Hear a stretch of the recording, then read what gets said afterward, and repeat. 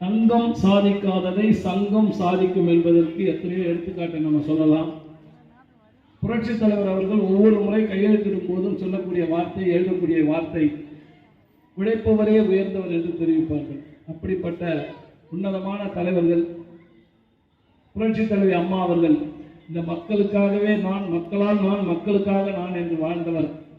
அப்படிப்பட்ட இருவரும் தலைவர்களுடைய வழிவந்த எங்களுடைய கழக பொதுச் செயலாளர் புரட்சி தமிழர் அண்ணன் எடப்பாடியார் அவர்கள் அவர் காலத்திலே முதலமைச்சராக இருக்கும்பொழுது எங்களுடைய உள்ளாட்சித்துறை அமைச்சர் மாண்புமிகு எஸ்பி வேலுமணி அவர்கள் பல்வேறு திட்டங்களை இந்த மாநகராட்சி எல்லையிலே செயல்படுத்தினார். இன்னைக்கு அனைத்து வரியும் உயர்ந்திருக்கு. மாநகராட்சியில் வீட்டு வரி உயர்த்திட்டாங்க, தண்ணி வரி உயர்த்தியாச்சு, குப்பை வரி உயர்த்தியாச்சு. அப்படி அனைத்து வரியும் உயர்த்தி இருக்கக்கூடிய இந்த காலகட்டத்தில் நம்மளுடைய ஒட்டுமொத்தமா பணியாற்றக்கூடிய ஊழியர்கள், களப்பணியாளர்கள், நம்மளுடைய துப்புரவு அதாவது தூய்மை பணியாளர்கள் என்று எடுத்துக்கொண்டால் ஒரு 16,000 பேர். இவருடைய பணி எப்படி இருந்தது? நம்ம கொரோனா காலத்துல சாலையை கிளீன் பண்றது என்ன, அந்த பவுடர் போடுறது என்ன, நம்ம அந்த இதெல்லாம் தெரிஞ்சுக்கிட்டு டெய்லி சானிட்டரி கொடுத்து அப்படிலாம் பணியாற்றினவங்க. அவர்களுக்கு ஊக்கத்தொகை கொடுக்க இந்த அரசு இன்னைக்கு யோசனை பண்ணுது. வெளியூர்ல வந்தாங்க. இப்ப இந்த 23 மழையில அவர்களுக்கு எல்லாம் 4,000 ரூபாய் கண்டிப்பாக கொடுக்க வேண்டும். அதை எங்களுக்கு மாற்று கருத்தே இல்லை. ஆனால் அவர்கள் வெளியே தேனியிலிருந்து மதுரையிலிருந்து எல்லாம் வர்றதுக்கு 2 நாள் ஆச்சு. மழை வந்து இனிமேல் அதே மாதிரி எங்களுக்கு வெளியூர்ல இருந்து வரவங்க எப்ப ஆரம்பிச்சாங்கன்னா, இங்க இருக்கக்கூடிய இந்த நீர் வடிதகடன் இதை சரி பண்ணணும், இவங்க இருக்கக்கூடிய பணியாளர்கள் 10 முடிவு எடுத்து இவர்கள் வெளியே சொல்லி அங்க இருக்கிற தூய்மை பணியாளர்கள் சென்னை சேர 3 நாள் ஆச்சு. ஆனா அந்த 3 நாள் இங்க பணியாற்றவங்க இந்த சென்னையில் இருக்கக்கூடிய மாநகராட்சிக்கு உட்பட்ட அனைத்து தொழிலாளர்கள் 3 நாள் மழை அடுத்த நாள்ல இருந்து வேலை பார்க்க ஆரம்பிச்சாங்க.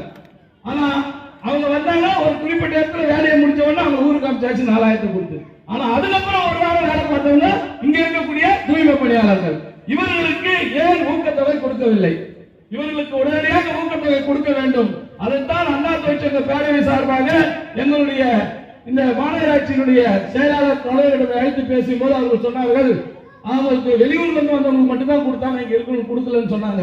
அதைத்தான் நாங்கள் வலியுறுத்தி இன்றைக்கு மிக அருமையான முறையில் இந்த ஏற்பாடு செய்திருக்கிறதுக்கு காரணமே, உடனடியாக 5,000 ரூபாய் கொடுக்க வேண்டும் என்று மாநகராட்சி ஆணையாளருக்கு கடிதமும் கொடுத்தோம். கொடுத்த ஒரு 10 நாள் ஆகி போச்சு. ஒரு வாரம் அந்த மழை விட்ட 2 நாள்லயே கொடுத்தோம். ஆனா அங்கிருந்து எந்த விதமான பயன்பாடு தகவல் வராதனாலதான் நம்ம இன்னைக்கு இந்த கவன ஈர்ப்பு ஆர்ப்பாட்டத்தை நடத்த வேண்டிய ஒரு சூழ்நிலை வந்திருக்கு. கண்டிப்பாக இங்க இருக்கக்கூடிய தூய்மை பணியாளர்களுக்கு ஒவ்வொருவருக்கும் 5,000 ரூபாயும், அதே போல வெளியே இங்கே இருந்து பணியாற்றக்கூடிய அந்த ஒப்பந்த தொழிலாளர்களுக்கு 1000 ரூபாய் வீதமும் வழங்க வேண்டும் என்று நாங்கள் கேட்டுக்கொள்கின்றோம். கண்டிப்பாக இந்த அரசு வழங்க வேண்டும், இந்த மாநகராட்சி வழங்கி ஆக வேண்டும் உடனடியாக என்று தெரிவித்து, அந்த வகையில் ஒரு 16,000 பேர் இருக்காங்கன்னு சொன்னா ஒரு 8 கோடி ரூபாய் வரும். இன்னைக்கு ஏற்றிருக்கிற வரியில இது 0.1% கூட கிடையாது. ஏன் இதை கொடுக்கறதுக்கு இந்த அரசு தயங்குது? இன்னைக்கு போயிருக்காங்க நம்மளுடைய 15 மண்டலத்துல இருந்து கிட்டத்தட்ட 2-3 மண்டலத்துல தான் அனுமதி கொடுத்தாங்க. மிச்சம் எல்லாருக்கும் வேலை கொடுத்தாங்க. என்ன வேலை? இந்த புயலால் பாதிக்கப்பட்ட மக்களுக்கு கணக்கு எழுதுறதுக்கு அவங்களை அந்த அனுப்புறாங்க. ஏன்னா இன்னைக்கு நம்மளுடைய ஆர்ப்பாட்டம் இருந்து கூட்டம் வந்துருக்கூடாது. போயிருந்தவங்க பூரா அண்ணா தொழிற்சங்கத்தை சேர்ந்த எங்களுடைய அண்ணா பொதுப்பணியாளர் சங்கத்தை சேர்ந்த நிர்வாகிகள் அங்க போயிருக்காங்க.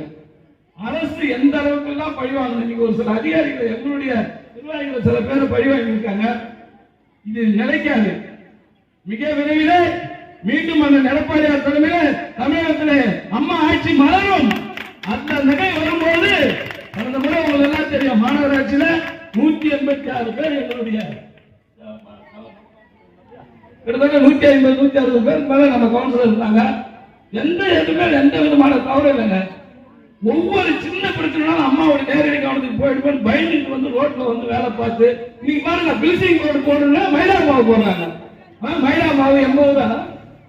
மைதா மாவு எங்க போய் அச்சுக்கிறது? பில்சிங் போடுறாங்கன்னா 300 ரூபா ஆகும், இதுதான் 80 ரூபா முடியுதுன்னு சொல்றாங்க. அம்மா இருக்கும்போது ஒவ்வொரு கவுன்சிலரும் சின்ன தினமும் ரோட்ல நிக்கணும், அவங்க வேலை பார்க்கணும். ஆனா இந்த மழை வெள்ளத்துல சென்னை மாநகராட்சிக்கு உட்பட்ட ஒரு கவுன்சிலர் கூட நம்மளுடைய மக்கள் வெளியே பார்க்கலாம். வேலை பார்த்தவங்க கூட தூய்மை பணியாளர்களும் இந்த ஒப்பந்த தொழிலாளர்கள் தான். அவங்க எல்லாம் எங்கேயுமே வரல, கார்லயே இருந்து அப்படியே இருந்து போயிட்டாங்க. இதற்கெல்லாம் மிக விரைவில் பதில் சொல்ல வேண்டிய ஒரு காலம் வரும். இந்த அரசும் இந்த மாநகராட்சியினுடைய அதிகாரிகளும் உடனடியாக திரும்பி பார்த்து இவர்களுடைய கண்ணீரை துடைக்க வேண்டும், இவர்களுக்கு கொடுக்க வேண்டிய அந்த பணப்பயன்களை உடனே வழங்க வேண்டும் என்று கேட்டு இந்த வகையிலே செயல்படக்கூடிய இவர்களுக்கு வழங்க வேண்டிய அனைத்து பணப்பயன்களும் வழங்க வேண்டும் என்று இந்த நேரத்தில்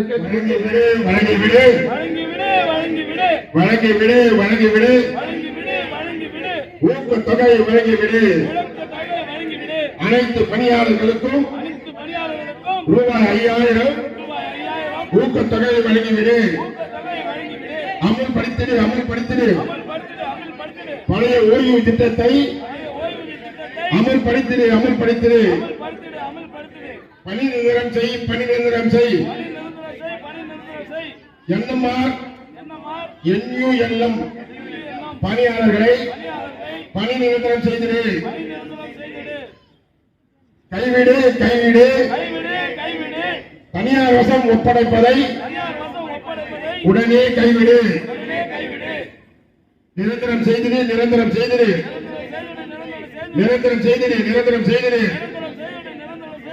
அம்மா உணவகங்களை பணியாற்றும் பணியாளர்களை பணி நிரந்தரம் செய்திரு.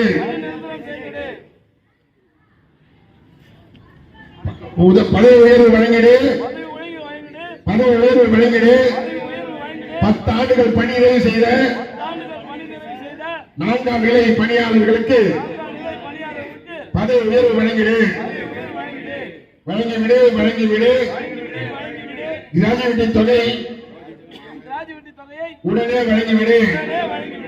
ஓய்வு பெறும் போது கிராஜுவிட்டி தொகையை உடனே வழங்கிவிடு. ஆர்ப்பாட்டம் கவன ஈர்ப்பு கண்டன ஆர்ப்பாட்டம்.